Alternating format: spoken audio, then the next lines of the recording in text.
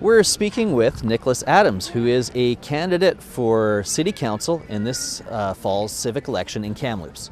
Nicholas. Nicoal Adams, yes. Nicholas, are there any social justice causes you're personally active in or at least interested in? I actually am active in a lot of different causes that are really important to our community. I think social justice is a really important thing. I think housing and food sustainability are two very important things. It affects all of us. If we have people in our community who aren't taken care of, who don't have the needs, their needs met, often that comes with a sense of desperation, and that's going to affect everybody in our community. So I think we need to get people housed, we need to make sure people are fed, but I think most importantly, after we address those needs, is that they have opportunities so they can become part of our community and have something to be proud of, and that's going to keep them housed, keep them clean, addiction-free, and give them a sense of ownership of their own success. Do you support a living wage for all working people? I think it's really important that people get what they need. I think we have excellent support services in place.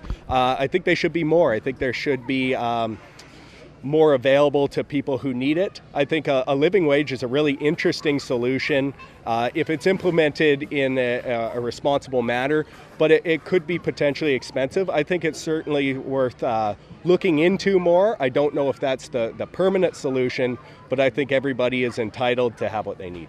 Okay. What do you think is a fair minimum wage? That's really hard to say because inflation comes up with minimum wage. So it's always going to be growing and growing and growing. As we bring our minimum wage up to $15 an hour in this province, we're going to see costs rise. So then is it 20, then is it 30? So it's always going to be moving. So right now, I think it's good. We're getting toward a $15 minimum wage, but I think our costs of living are going to continue to rise, and we're going to have to reflect that. Food banks first appeared in Canada in the early 80s. And their usage has only increased since then. Why do you think that is? I think people are becoming a little bit more willing to reach out and get the help they need. Food banks are such an amazing organization. I really wish we didn't need them, but I'm so proud that we have them for the people who need it.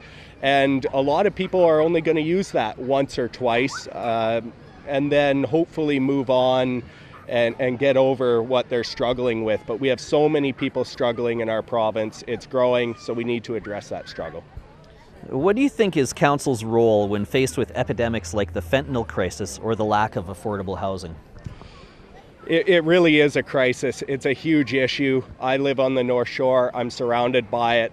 And I think we got to look beyond just enforcement. I think harm reduction has been a fairly useful strategy as long as we address the problems that go along with harm reduction. We can't have our head in our sand in these issues. And I think we often look at this as an adversarial approach. If it hasn't affected us personally, we don't want it in our backyards. But it's not us versus them in this. We all have to get together as a community and ensure that everybody has the hand up they need to be successful. What would you do on council specifically to help eliminate homelessness? I think we need to ensure that we have the entry-level housing stock in emergency shelters, then moving up into social housing, but I think we need to address the underlying issue of affordable housing. I think we should encourage basement suites. There's a huge issue in building basement suite infrastructure in our community that it's very difficult to do. So we've really had a rampant industry of illegal basement suites in our community. Not that people want to break the law, it's that it's so hard to get into compliance. So I think we should look as a city, as a council, at making compliance of that lower dollar value housing that's really valuable housing and houses a huge number of our residents. We need to make sure that we can encourage more and more of that development. What do you think is a city councillor's job when faced with controversial development projects like Ajax? I think a lot of our infrastructure is around regulation on the provincial and federal level on these issues. I think if we want to get involved in these issues in our community, there's things like the UCBM, which is a really good way to lobby for the right to deal with these issues. But right now, as far as addressing them on a council level, The province and the federal government have made it clear that's really not our role. What do you think is a reasonable income for a top earner in our society? What we're willing to pay them. The consumer has a lot of the power.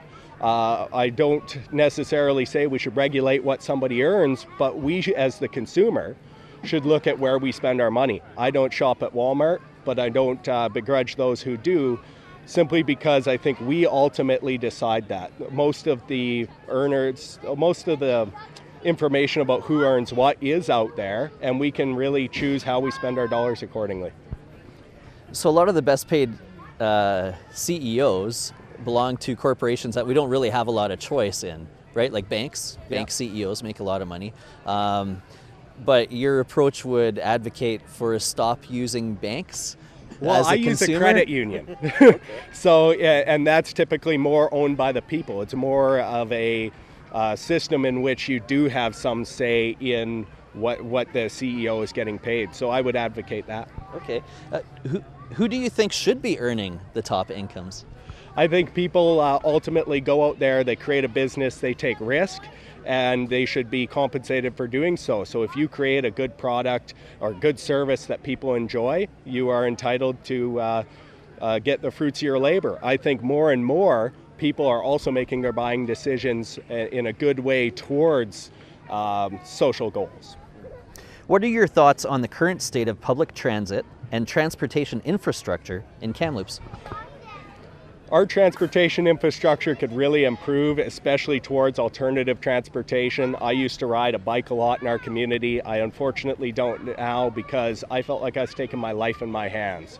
So I think we should have bike lanes that aren't necessarily attached to the road, there being some barrier to traffic, as well as opening up those bike lanes for alternative types of transportation. Longboarding is a really popular way to get around our community, as well as some of these things like one wheels and fun, energetic ways to get around our great community. What do you hope Kamloops will look like in 20 years? I hope that we'll have more infill. We're going to stop the problem that we currently have of sprawl in our community. We have more walkable and more accessible, fun places to spend our time in our community. Once elected, what will be your top priority? Are there any burning issues you want to see resolved or finally addressed? My burning issue, and one of the main reasons that I was really impassioned to get involved and seek a seat on City Council, is how hard it is to really meet our potential in our community. Kamloops has a reputation of being a bit of a can't-do city when it comes to bylaws and planning and stuff like that. So I think we need to make sure we enable the people to build our community and let it thrive.